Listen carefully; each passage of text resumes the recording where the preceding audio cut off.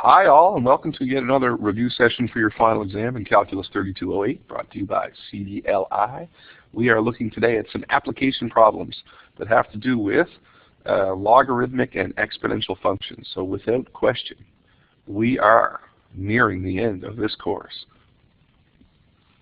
So logarithmic stuff, I think the only thing we have left after this is going to be logarithmic differentiation. So, wow. Here we go. We're rolling right along here. Application problems. So we're going to look at a few different types. Normal and tangent lines. Everybody loves those. We're going to look at exponential growth and decay problems. And we're going to look at some extreme values. So maxima, minima kind of stuff. Alrighty, here we go.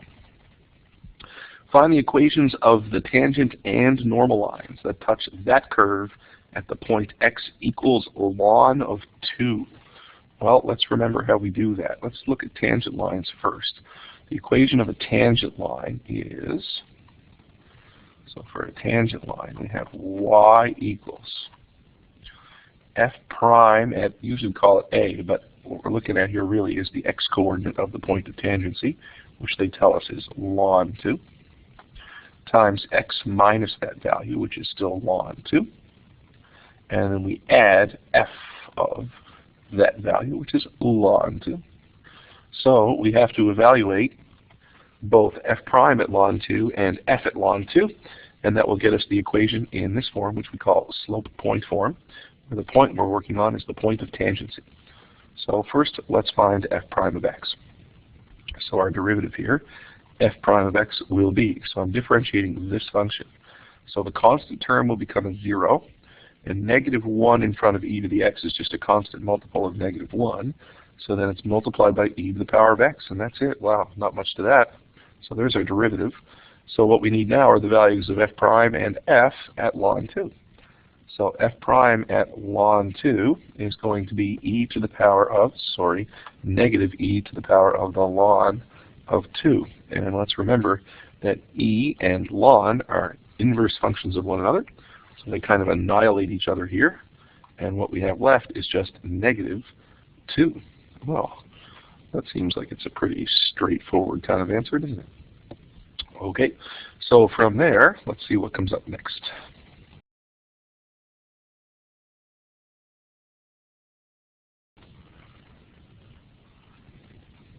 We also need to get the value of f of ln 2.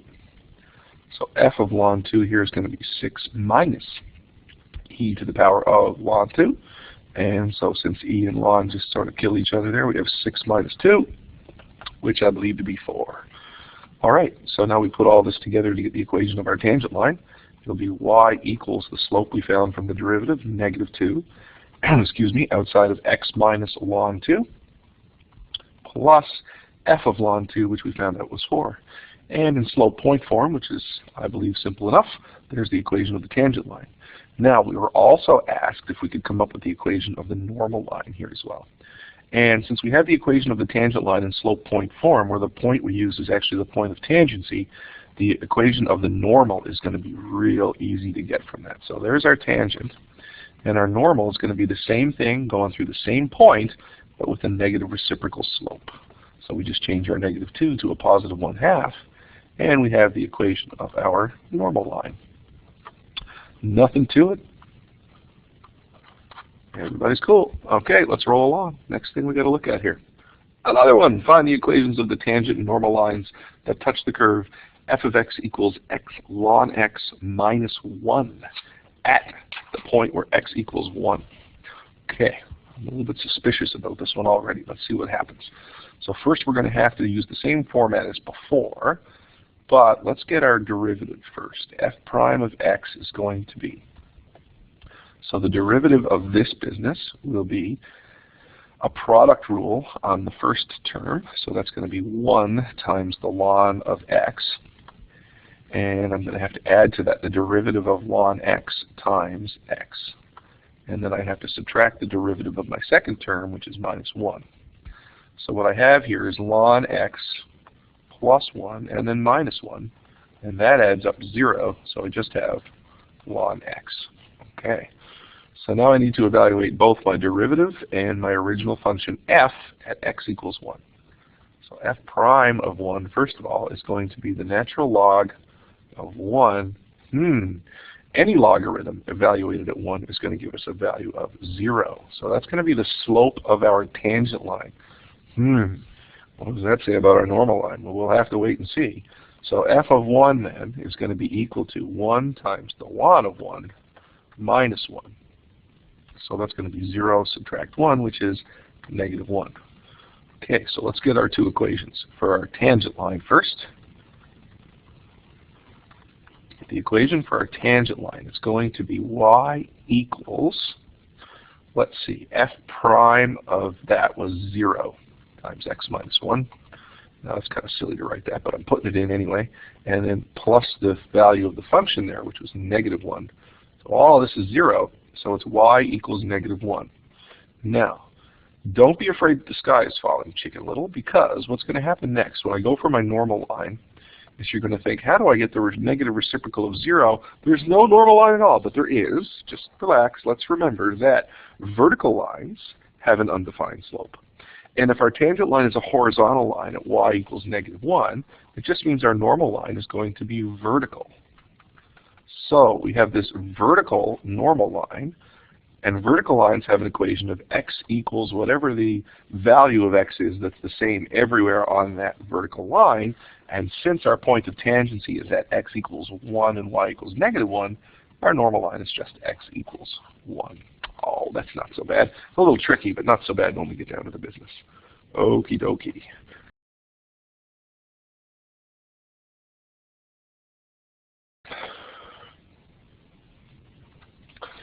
Example 3, find the absolute maximum of this function on that interval. Okay, this looks interesting at least. So we've got the function f of x equals 4 e to the power of negative x sine x. We have a closed interval. So we can use the closed interval method. And if you remember what that is for finding absolute maximum from Unit 5, I think, which was our applications of derivatives. So what we have to do is we find all the critical values of the function inside that interval. And then we just evaluate the function. We don't even need first or second derivative tests if the interval is closed. We're going to evaluate the function at all the values that are critical as well as the endpoints. Because as long as we're continuous, that's okay. And this is just a product of two continuous functions, so it's continuous. And then just the biggest value we get for the function at all of those different points will be our global or our absolute max on that interval. Okay, so let's first of all find our critical values. So we're after critical values here. So we need our derivative, f prime of x. And f prime of x is going to be, well, I'm going to look at this as a product rule. So the derivative of 4 e to the power of x is going to be 4 e to the power of negative x. It's going to be 4 e to the power of negative x times negative 1. So I'll call that negative 4 e to the power of negative x multiplied by the second bit, which was sine x. Okay. And then to that, I'm going to have to add the derivative of sine x, which is negative cosine. So I might as well say subtract cosine x times the first part, which is 4 e to the power of negative x. Okay.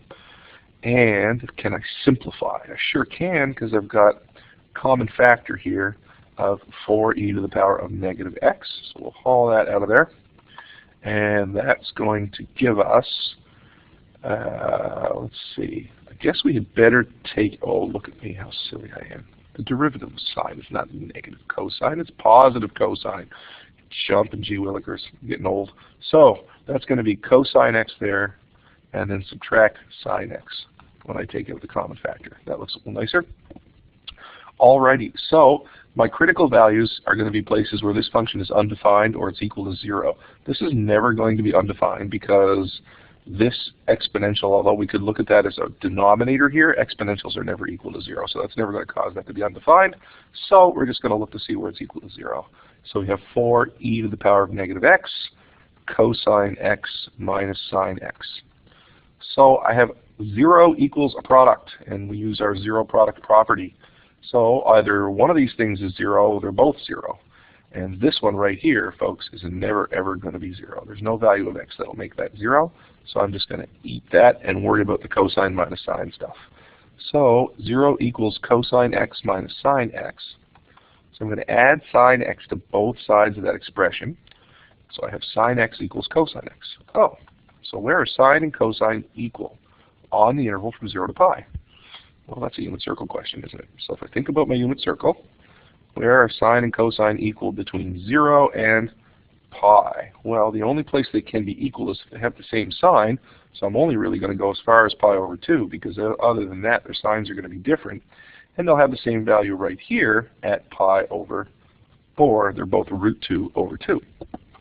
So this means x would have to be equal to, and its only possible value here is pi over 4. So now that we have all that worked out, all that remains for us to do really is just evaluate the function at our only critical value that we got, as well as at the endpoints. So we want f of 0, we want f of pi on 4, and we want f of pi. And see what we get. So f of 0 is going to be 4 times, let's see, where was f of x? Up here. E to the power of negative 0, so 0 times sine of 0. And let's see, so f of 0 looks to me like it's going to be 0, because sine of 0 is 0. Then we want f of pi over 4 next, so that's going to be 4 times e to the power of negative pi over 4 times the sine of pi over 4.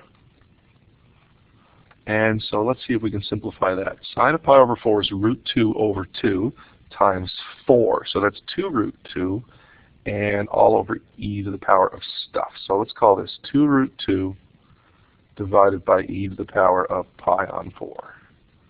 Okay, so there's our next one. So we've got 1 at 0 and 1 here. So the second one is leading the charge so far if we're going to have a global maximum or an absolute maximum on that interval. Then for the last one, this is a foregone conclusion, isn't it? It's going to be e to the power of negative pi, but we're going to multiply by sine of pi, and sine of pi is 0. So that one's gone too. So that's positive and this is positive, so this one is bigger than 0 no matter what.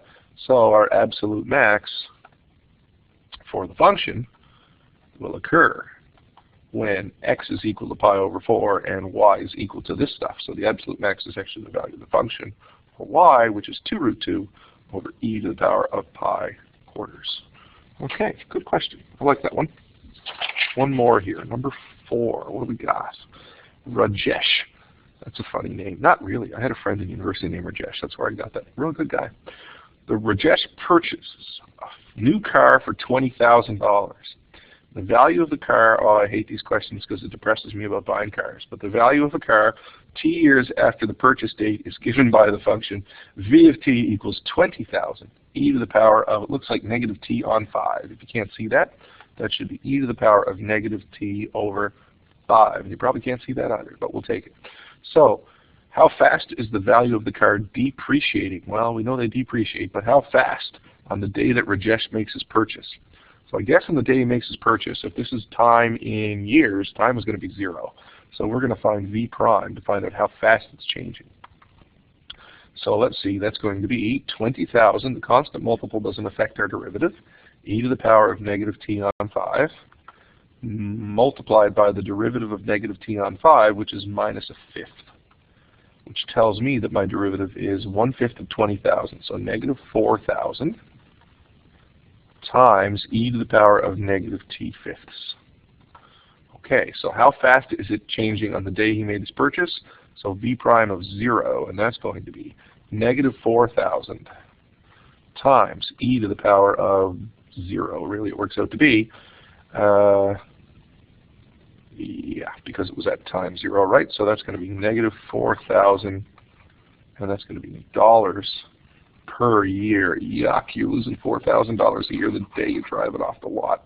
How much will the car be worth in 5 years? So that's not a derivative, that's just the original function. So v of 5 is going to be 20,000 times e to the power of negative t fifths.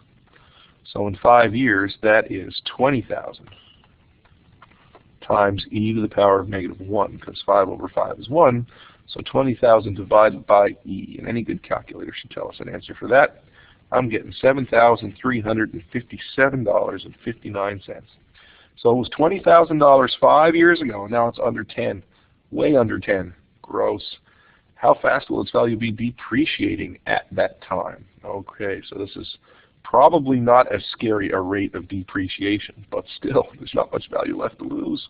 So v prime of 5 is going to be negative 4,000 times e to the power where was our derivative again? There it is, negative t over 5. So negative 5 over 5, which is negative 1. So this will be negative 4,000 over e. Okay, Mr. Calculator, what are you telling me?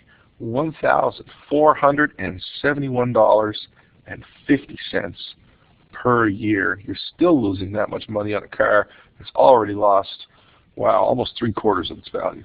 Scary stuff. Well, actually less than 2/3, but we'll take it. Yikes.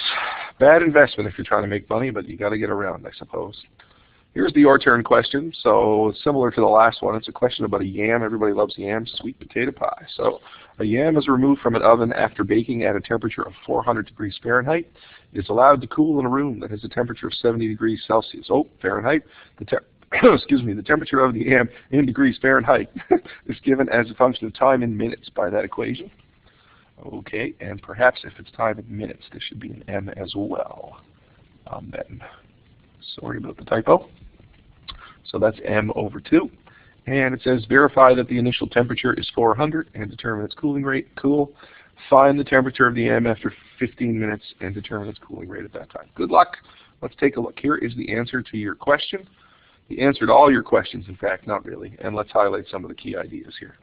So some of our key ideas are we're just going to combine our knowledge of calculus of exponential and log functions, the strategies we already have for solving particular types of problems with calculus applications. And so be wary that these problems should include, but they're not necessarily limited to, equations in tangent lines, equations in normal lines, extreme value situations, and exponential growth and decay situations like the last couple of questions there. All right, hope that was helpful. Hope your studying is going well. If you have any questions, please post them on D2L. I'd be happy to try to answer them for you. Thanks very much.